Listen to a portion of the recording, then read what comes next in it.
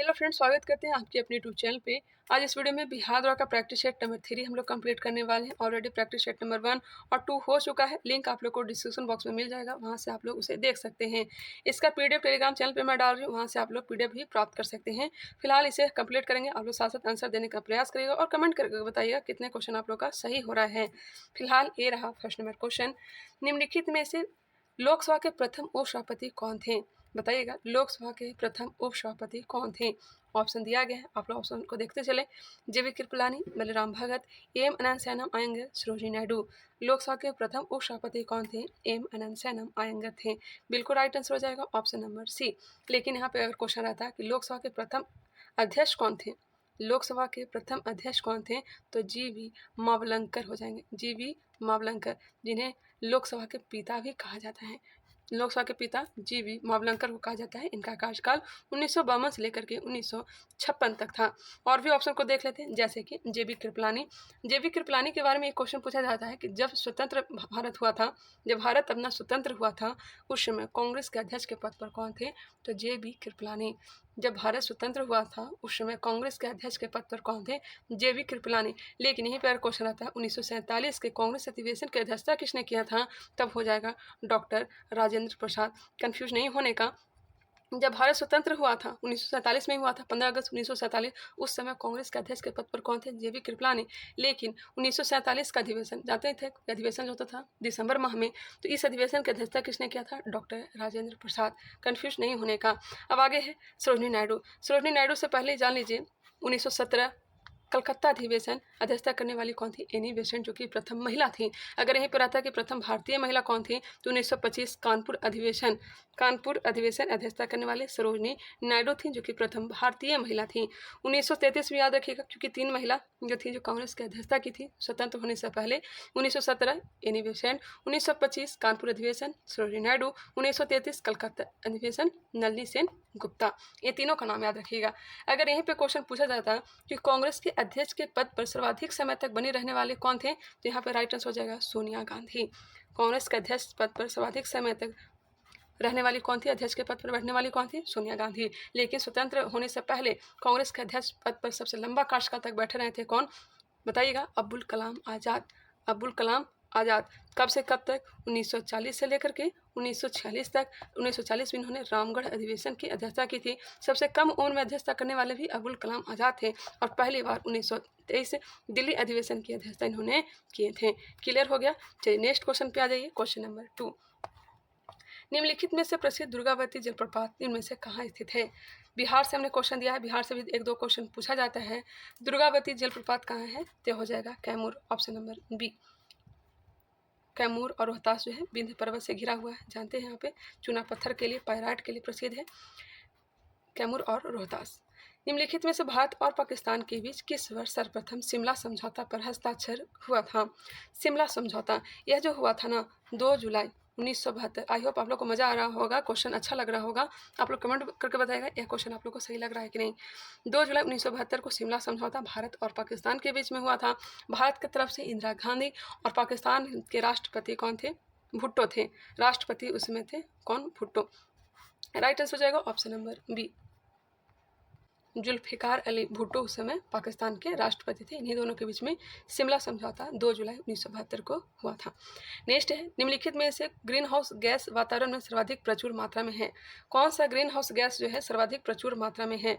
ऐसे तो अगर कार्बन डाइऑक्साइड नहीं रहता, माफ करिएगा, ऐसे तो इसका जो राइट आंसर हो जाएगा ऑप्शन नंबर बी होगा, जलवाष्प। लेकिन जलवाष्प अगर नहीं रहता तब कार्बन डाइऑक्साइड को टिक कर सकते हैं। लेकिन सर्वाधिक प्रचुर मात्रा में जलवाष्प ही जो है ग्रीन हाउस गैस उत्पन्न करता है।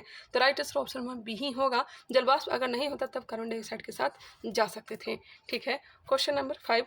निम्नलिखित में से किसके माध्यम से माता के गर्भ में भ्रूण का पोषण प्राप्त होता है?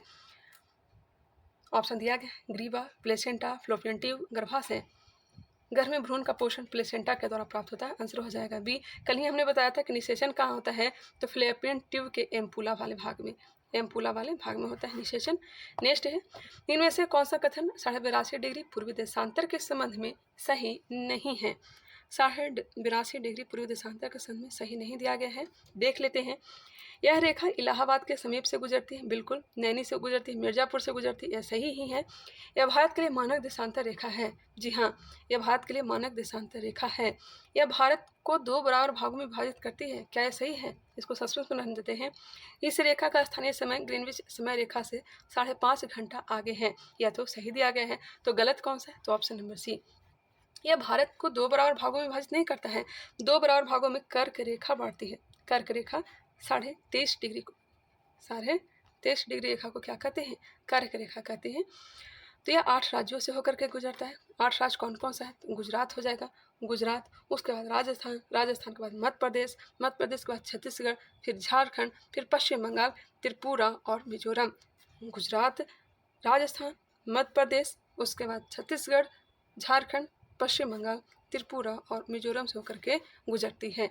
ठीक है, ये जो है 82.82 पूर्वी देशांतर, यह 5 राज्यों से होकर के गुजरती है। 5 राज्य कौन कौन से हैं?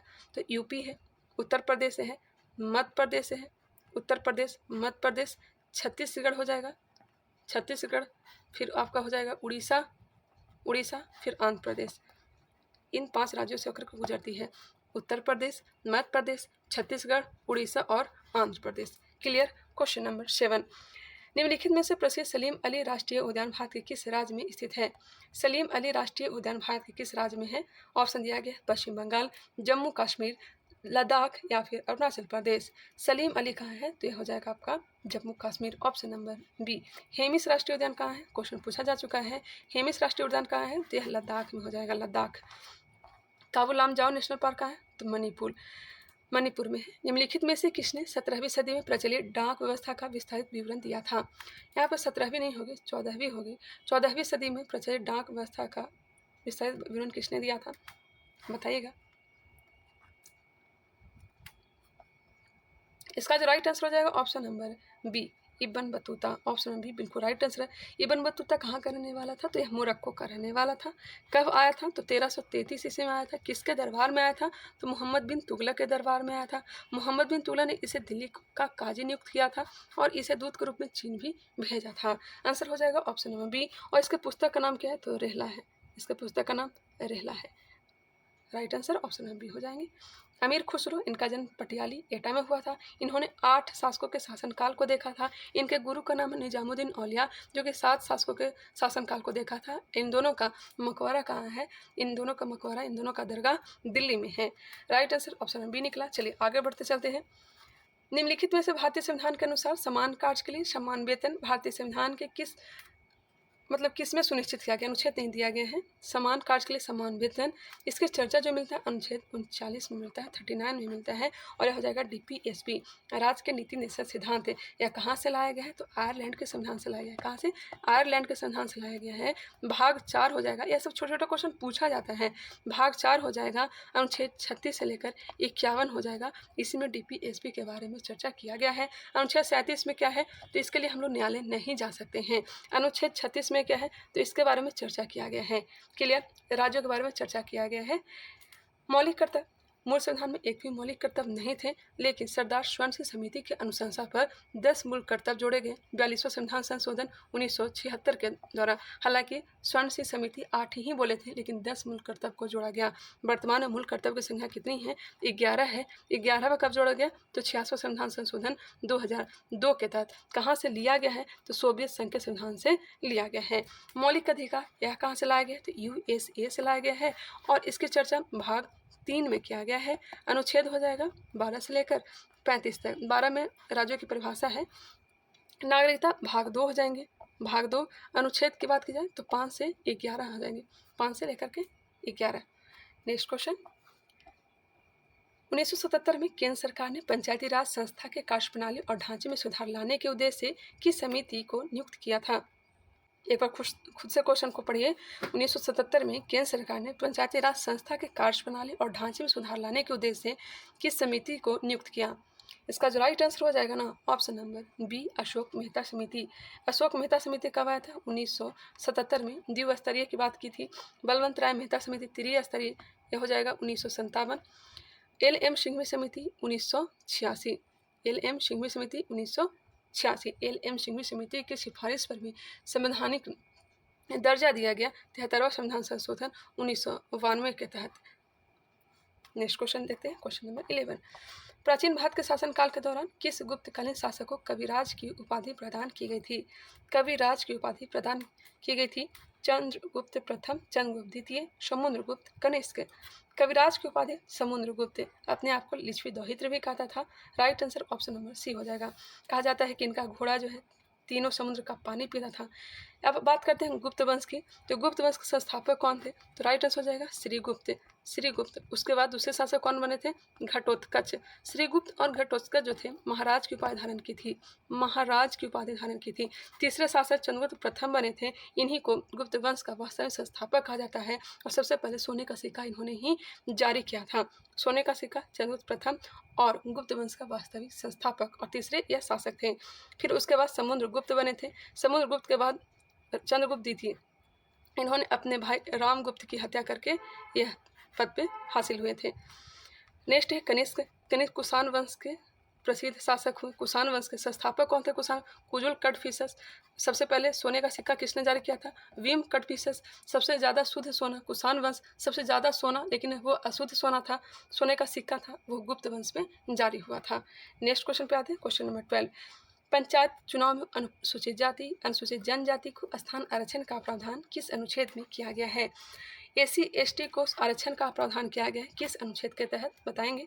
ऑप्शन दिया गया है 243 A, 243 B, 243 D, 243 E. Right answer option number C हो जाएंगे। 243 डी के तहत अनुसूचित जाति, अनुसूचित जनजाति को आरक्षण का प्रावधान किया गया है, अनुच्छेद 243 डी। आप लोग कमेंट करके बताइएगा क्वेश्चन का लेवल कैसा लग रहा है, इसमें और सुधार करना चाहिए या फिर ऐसा ठीक है। निम्नलिखित में से कोयला खनन के लिए प्रसिद्ध सिंगरौली क्षेत्र निम्न में से भारत के किस राज्य में स्थित है? सिंगरौली जो कि कोयला खनन के लिए प्रसिद्ध है, किस राज्य में है? तो राइट आंसर हो जाएगा Madhya Pradesh, option number B, Madhya Pradesh. Next है, हाल ही में वर्ष 2025 के लिए गोल्डन पर्यावरण पुरस्कार के लिए चुने गए बटमुख लुसंदस का संबंध किस देश से है? हाल ही में इनको गोल्डन पर्यावरण पुरस्कार दिया गया है, बताइएगा इनका संबंध किस देश से है?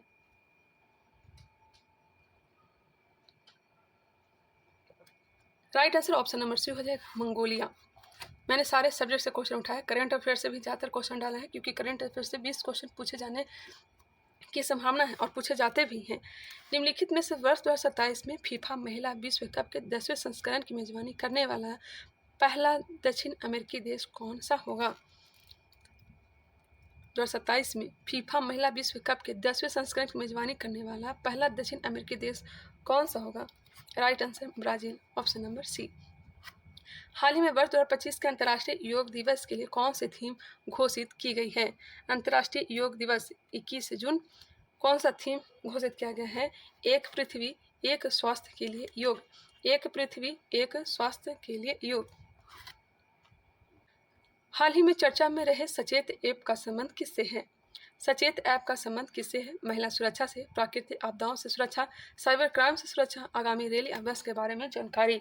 सचेत ऐप प्राकृतिक आपदाओं से सुरक्षा, ऑप्शन नंबर बी बिल्कुल राइट आंसर हो जाएंगे। सचेत ऐप का संबंध प्राकृतिक आपदाओं से सुरक्षा से है। हाल ही में मानवतावादी मधुसूदन साय को फिजी का सर्वोच्च सम्मान companion of the order of Fiji मिला है, इनका संबंध किस राज्य से है? कहने का मतलब है मधुसूदन साय का संबंध किस राज्य से है? इनका संबंध कर्नाटक से है। इन्हें हाल ही में companion of the order of Fiji, मतलब फिजी ने इनको पुरस्कार दिया है companion of the order of Fiji का। कौन है? मधुसूदन साय, इनका संबंध कर्नाटक से है। Right answer option number C. हाल ही में अप्रैल 2025 को शाहिद रजाई बंदरगाह पर घातक विस्फोट के बाद किसने राष्ट्रीय शोक की घोषणा की है? शाहिद रजाई बंदरगाह पर घातक विस्फोट के बाद किसने राष्ट्रीय शोक की घोषणा की है? बताइएगा। यह ईरान हो जाएगा। राइट आंसर हो जाएगा option number C, Iran. Next question, निम्नलिखित में से कौन सा संयोजी टीका है जो बच्चों को डिप्थीरिया, काली खांसी और टिटनेस के बचाव के लिए दिया जाता है? और कोई टीका नहीं, डीपी टीका है, डिप्थीरिया, पर्ट्यूटिस और टिटनेस। राइट आंसर हो जाएगा ऑप्शन नंबर डी। बीसीजी का टीका 6 रोग के लिए दिया जाता है। HIV तो जानते ही होंगे।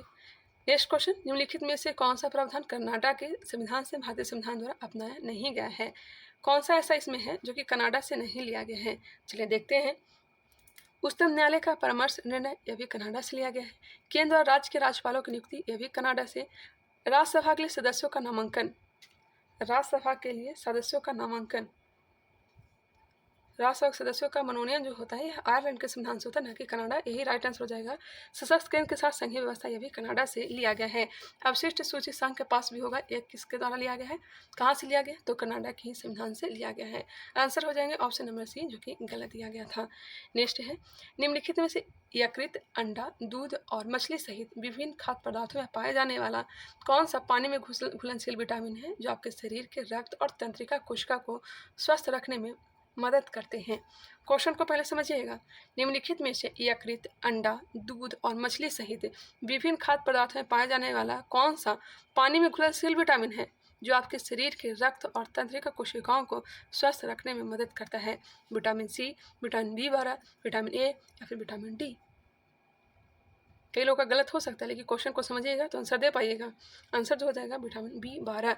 देखिए, जल में घुलनशील जो विटामिन है ना, विटामिन बी और सी ही है। बाकी सब वसा में घुलनशील विटामिन है, चाहे विटामिन ए हो, डी हो, ई हो या फिर के हो। विटामिन B12 को कोबालामिन कहा जाता है, साइनोकोबालामिन। किस वर्ष सर्वप्रथम भारतीय राजभाषा अधिनियम पारित किया गया था? सर्वप्रथम भारतीय राजभाषा अधिनियम किस वर्ष पारित किया गया था? 1953 में।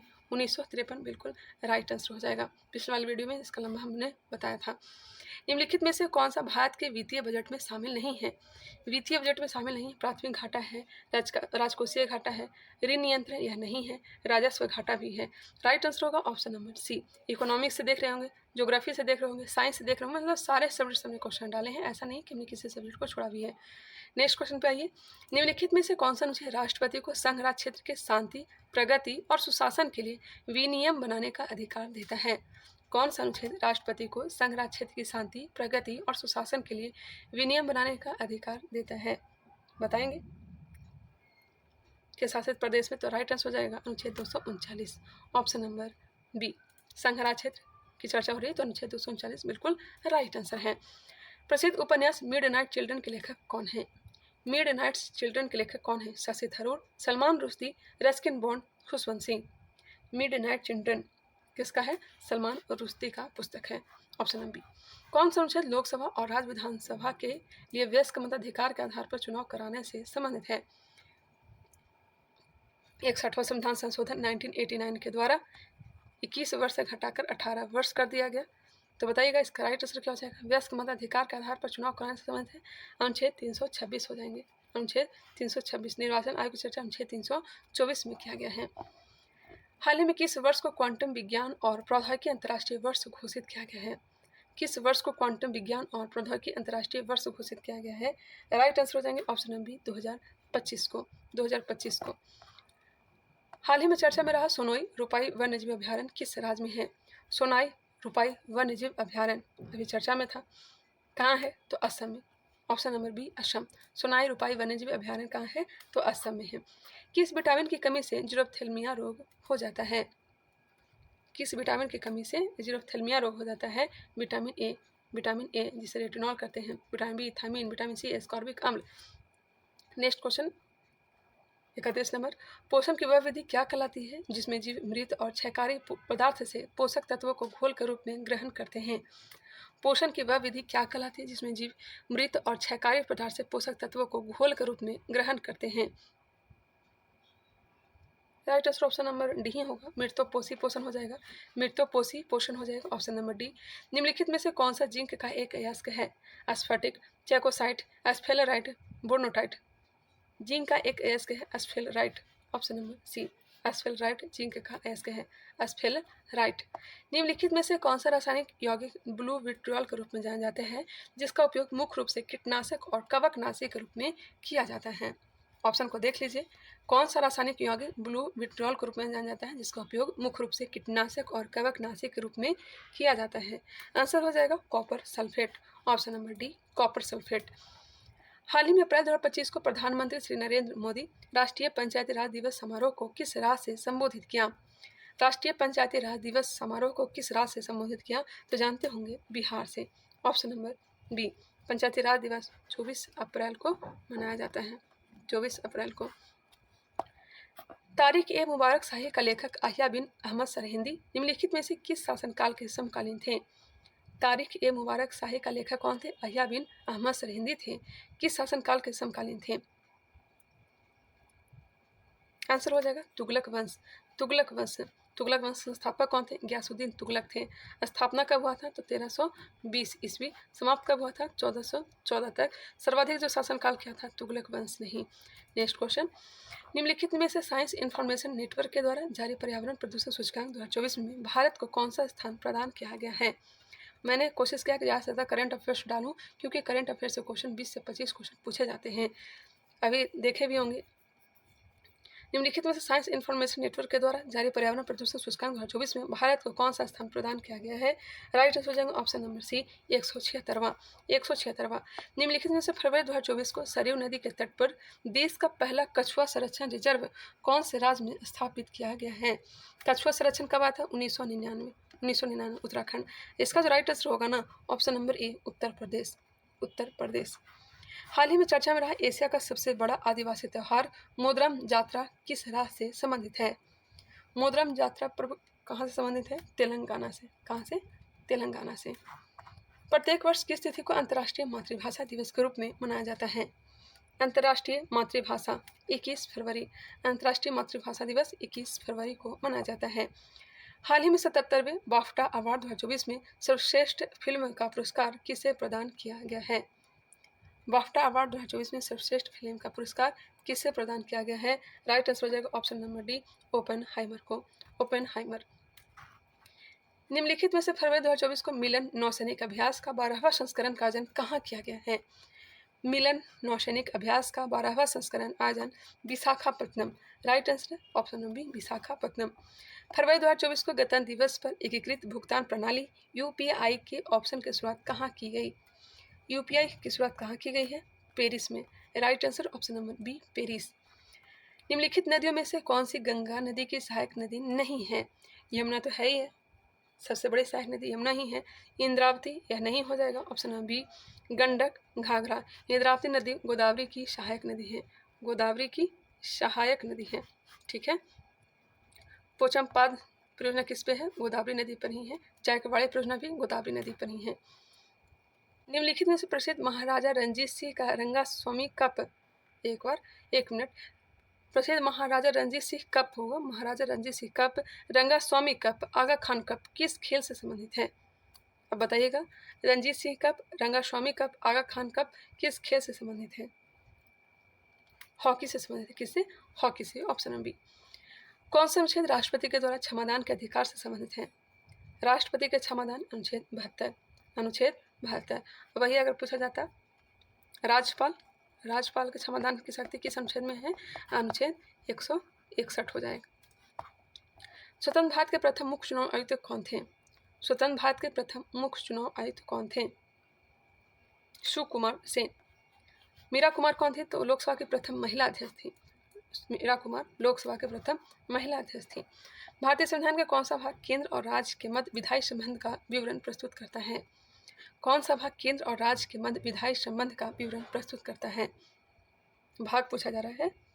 राइट आंसर हो जाएगा भाग 11। भाग 9 में तो पंचायत है। नेक्स्ट, मानसून पूर्व कर्नाटक में होने वाली वर्षा को कहते हैं? मानसून पूर्व कर्नाटक में होने वाली वर्षा को क्या कहा जाता है? आम्र वर्षा। क्या कहता है? आम्र वर्षा। Option number C. निम्नलिखित में से प्रथम विश्व युद्ध की समाप्ति के पश्चात वर्ष 1920 में स्थापित राष्ट्र संघ का मुख्यालय कहाँ स्थित है? 1920 में स्थापित राष्ट्र संघ का मुख्यालय कहाँ है? जिनेवा में। Option number C Geneva. 9 दिसंबर 1946 को संविधान सभा के प्रथम अधिवेशन किसके अध्यक्षता में संपन्न हुई थी? 9 दिसंबर 1946 प्रथम बैठक हुआ था और इस अधिवेशन की अध्यक्षता करने वाले सदानंद सिन्हा थे, जो कि अस्थायी सदस्य थे। आंसर हो जाएंगे ऑप्शन नंबर बी। बाकी आगे चल करके 11 दिसंबर को अस्थायी अध्यक्ष डॉक्टर राजेंद्र प्रसाद बने थे और उपाध्यक्ष कौन बने थे? HC मुखर्जी। जनगणना 2011 के अनुसार पूर्वोत्तर राज्यों में से किस राज्य में महिला साक्षरता दर तुलनात्मक रूप से न्यूनतम है? जनगणना 2011 के अनुसार पूर्वोत्तर राज्य में से किस राज्य में महिला साक्षरता दर तुलनात्मक रूप से न्यूनतम है? ऑप्शन दिया गया है सिक्किम, असम, नागालैंड, अरुणाचल प्रदेश। आंसर हो जाएगा ऑप्शन नंबर बी असम। बिल्कुल राइट आंसर है ऑप्शन नंबर बी। बिहार का कौन सा जिला सबसे अधिक घनी पतझड़ वाले वन क्षेत्र से घिरा हुआ है? कौन सा जिला सबसे अधिक घनी पतझड़ वाले वन से घिरा हुआ है? तो राइट आंसर हो जाएंगे पश्चिमी चंपारण। संविधान के किस अनुच्छेद के अनुसार भारत के प्रत्येक राज्य के लिए राज्य विधानमंडल का प्रावधान होगा? प्रत्येक राज्य में विधानमंडल का प्रावधान होगा किस अनुच्छेद के तहत? अनुच्छेद 168 होगा। विधान परिषद का सृजन और विघटन किस में है? अनुच्छेद 169 में है। किस राज्य में विधान परिषद होगा या नहीं होगा, इसकी चर्चा अनुच्छेद 169 में है। अभी तक विधान परिषद किस राज्य में है? तो 6 राज्यों में है, उत्तर प्रदेश, बिहार, नीचे चलिए तो महाराष्ट्र, कर्नाटक, आंध्र प्रदेश और तेलंगाना। राज्यपाल किस अनुच्छेद के तहत अध्यादेश जारी करता है? राष्ट्रपति अनुच्छेद 123 के तहत। राष्ट्रपति अनुच्छेद 123 के तहत राज्यपाल पूछा जा रहा है तो अनुच्छेद 213 हो जाएगा। बिल्कुल right answer option number D 213 option number D होंगे। नेक्स्ट क्वेश्चन, भारत में जूट उत्पादन करने वाला दूसरा सबसे बड़ा राज्य निम्न में से कौन सा है? जूट उत्पादन करने वाला दूसरा सबसे बड़ा राज्य पूछा जा रहा है। पहला कौन सा है? तो पश्चिम बंगाल। दूसरा कौन सा है? तो अपना बिहार है। और सर्वाधिक बिहार में कहाँ होता है? तो पूर्णिया। विश्व प्रसिद्ध अटाकामा मरुस्थल किस महाद्वीप में है? विश्व प्रसिद्ध अटाकामा मरुस्थल किस महाद्वीप में है? राइट आंसर क्या हो जाएगा? दक्षिण अमेरिका में। विश्व प्रसिद्ध अटाकामा मरुस्थल दक्षिण अमेरिका में है। 12 मई 1857 को मेरठ के विद्रोही सैनिकों ने दिल्ली के लाल किला पर धावा बोलकर किसे भारत का सम्राट घोषित किया था? 12 मई को पहुंच गया था। राइट आंसर हो जाएगा बहादुर शाह जफर या फिर बहादुर शाह द्वितीय। Right answer option number C. इनका मकबरा कहाँ है? तो रंगून में है, म्यांमार में है। अवध से बेगम हजरत महल कर रहे थे। अकबर द्वितीय राजा राम मोहन राय को भेजे थे, पता ही होगा। नेक्स्ट क्वेश्चन पर आइए। लंदन भेजे थे, इन्होंने ही राजा राम मोहन राय को राजा की उपाधि दी थी। कौन? अकबर द्वितीय। सामाजिक न्याय एवं समानता के साथ विकास किस पंचवर्षीय योजना का लक्ष्य था? सामाजिक न्याय एवं समानता के साथ विकास किस पंचवर्षीय योजना का उद्देश्य था? 9वीं पंचवर्षीय योजना। Right answer option number C 9वीं पंचवर्षीय योजना। किस वर्ष सर्वप्रथम निर्वाचन आयोग को 3 सदस्यीय आयोग किस वर्ष से बनाया गया? निर्वाचन आयोग के साथ 3 सदस्य और होंगे। कब बना दिया गया? 3 सदस्यीय आयोग बना दिया गया, माफ करिएगा 3 सदस्यीय आयोग। यह कब बनाया गया? 1989 में। 1989 ऑप्शन नंबर बी। यदि किसी अर्थव्यवस्था में मुद्रास्फीति निरंतर बढ़ रही है तो केंद्रीय बैंक की दर में क्या प्रभाव पड़ेगा? यदि किसी अर्थव्यवस्था में मुद्रास्फीति निरंतर बढ़ रही है तो केंद्रीय बैंक की दर में क्या प्रभाव पड़ेगा? रेपो दर में वृद्धि होगा। आंसर हो जाएगा ऑप्शन नंबर सी। कालपोंग जल विद्युत परियोजना भारत के किस राज्य केंद्र शासित प्रदेश में स्थित है? कालपोंग जल विद्युत परियोजना कहाँ है? अंडमान निकोबार द्वीप पे। Option number C Andaman Nicobar. तो मैं फास्ट करवा रहा हूँ क्योंकि वीडियो बहुत ज़्यादा लंबा बन जाता है, आप लोग भी बोर हो जाते हैं। इस कारण से मैंने सोचा कि शॉर्ट ही वीडियो बनाया जाए। कौन सा वक्र कर की दरों तथा सरकारी राजस्व के बीच संबंध को दर्शाता है? कौन सा वक्र जो है कर की दर तथा सरकारी राजस्व के बीच संबंध को दर्शाता है? लाफर वक्र। आंसर हो जाएगा ऑप्शन नंबर बी लाफर वक्र। निम्नलिखित में से प्रसिद्ध बर्नौली सिद्धांत निम्न में से किस नियम पर आधारित है? बर्नौली सिद्धांत ऊर्जा संरक्षण। ऑप्शन नंबर सी ऊर्जा संरक्षण। ऊर्जा का तो नहीं निर्माण होता है, ना ही नष्ट होता है। निम्नलिखित में से किस वर्ग के पौधे को समांतर सवाल कहा जाता है? मतलब सवाल किस वर्ग में आएगा? Thallophyta. Option number C. Kalyani के चालुक्य वंश के संस्थापक कौन थे? वातापी के चालुक्य नहीं पूछा जा रहा है, कल्याणी के चालुक्य। तैलप द्वितीय। Option number B. पुलकेशिन द्वितीय वातापी के चालुक्य वंश के सबसे प्रतापी शासक थे। इन्होंने हर्षवर्धन को नर्मदा नदी के किनारे पराजित किया था। इसकी जानकारी किससे मिलती है? एहोल अभिलेख से। सतवाहन वंश के संस्थापक थे विजयालय चोल वंश के संस्थापक थे। रेडियो तरंग के विक्षेपण के लिए वायुमंडल के न्यून स्तर से कौन सा स्तर उत्तरदायी है? रेडियो तरंग के विक्षेपण के लिए कौन सा स्तर उत्तरदायी है? आयन मंडल। ऑप्शन नंबर बी आयन मंडल। कौन सा एक जलडमरूमत अंतर्राष्ट्रीय तिथि रेखा के सर्वाधिक निकट स्थित है? कौन सा जलडमरूमत अंतर्राष्ट्रीय तिथि रेखा के सर्वाधिक निकट स्थित है? कौन सा है? बेरिंग जलडमरूमत। बेरिंग जलडमरूमत। इस पर अच्छे से लिखाता नहीं है, आप लोगों को पता होना चाहिए। मैं वो वाला मेरा जो पेन था वो ख़राब हो चुका है, जिससे मैं लिखा करती थी। किस परिघटना के कारण साबुन के घोल के बुलबुले रंगीन दिखाई देते हैं? व्यतिकरण के कारण। साबुन के घोल का जो बुलबुला होता है रंगीन व्यतिकरण के कारण दिखाई देते हैं। संसद या राज्य विधानसभा को भंग होने के परिणामस्वरूप निर्धारित अवधि से पहले होने वाले चुनाव को निम्न में से क्या कहा जाता है? संसद या राज्य विधानसभा को भंग होने के परिणामस्वरूप निर्धारित अवधि से पहले होने वाले चुनाव को उपचुनाव कहा जाता है। क्या कहता है? उपचुनाव। नेक्स्ट क्वेश्चन, प्रथम विश्व युद्ध के बाद राष्ट्र संगठित करने का प्रस्ताव किसने प्रस्तुत किया था? प्रथम विश्व युद्ध के बाद राष्ट्र संगठित करने का प्रस्ताव किसने प्रस्तुत किया था? विल्सन ने। राइट आंसर हो जाएगा option number C, Wilson. Wilson होगा बिल्कुल right answer, option number C हो जाएगा। महिला समानता दिवस कब मनाया जाता है? महिला समानता दिवस यह 26 अगस्त को मनाया जाता है, ऑप्शन नंबर सी हो जाएंगे। महिला समानता दिवस 26 अगस्त। निम्नलिखित में से किस वर्ष में पार्लियामेंट सुधार के नाम पर शाही विधानसभा चुनाव में अलग अलग निर्वाचन क्षेत्र की शुरुआत की गई थी?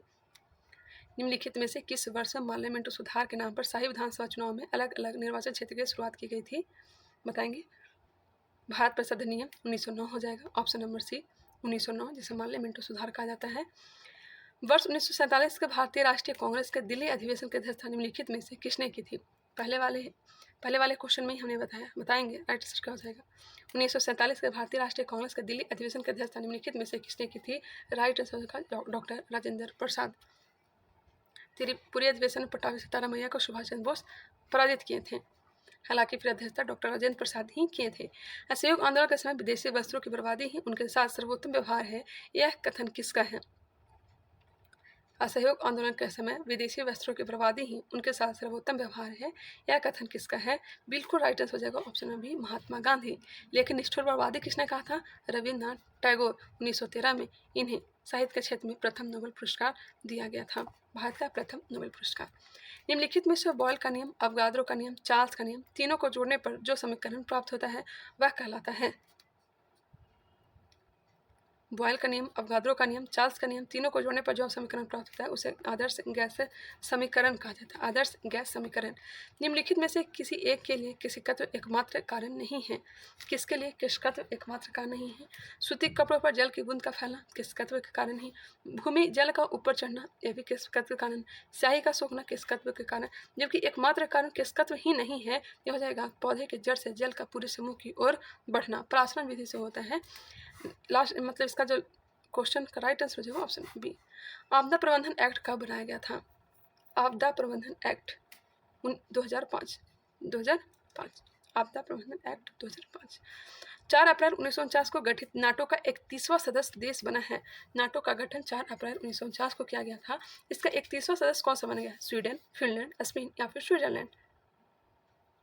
Option B Finland. फिनलैंड बिल्कुल राइट आंसर है। नेक्स्ट है, ब्रिटेन के किस कानून के द्वारा भारतीय प्रतिनिधियों को भारतीय संविधान परिषद के चुनाव में पहली बार सीटों का आवंटन किया गया था? हिस्ट्री से क्वेश्चन है, ब्रिटेन के किस कानून के द्वारा भारतीय प्रतिनिधियों को भारतीय संविधान परिषद के चुनाव में पहली बार सीटों का आवंटन किया गया था? भारतीय परिषद अधिनियम 1892। नेक्स्ट है, वर्ष 1894 स्थापित अंतर्राष्ट्रीय ओलंपिक समिति का मुख्यालय स्थित है। अंतर्राष्ट्रीय ओलंपिक समिति का मुख्यालय कहाँ है? इसका स्थापना 1894 में किया गया था, लुसाने, स्विट्जरलैंड। आंसर हो जाएगा option number D, Lausanne, Switzerland. निम्नलिखित में से कौन सा नवीकरणीय संसाधन नहीं है? ज्वारीय ऊर्जा, पवन ऊर्जा, सौर ऊर्जा, प्राकृतिक गैस। नवीकरणीय संसाधन नहीं है प्राकृतिक गैस, या जो है अनवीकरणीय संसाधन है, अनवीकरणीय संसाधन है। वर्ष 1990 में दिनेश गोस्वामी समिति का गठन निम्नलिखित में से किसके सिफारिश करने के लिए किया गया था?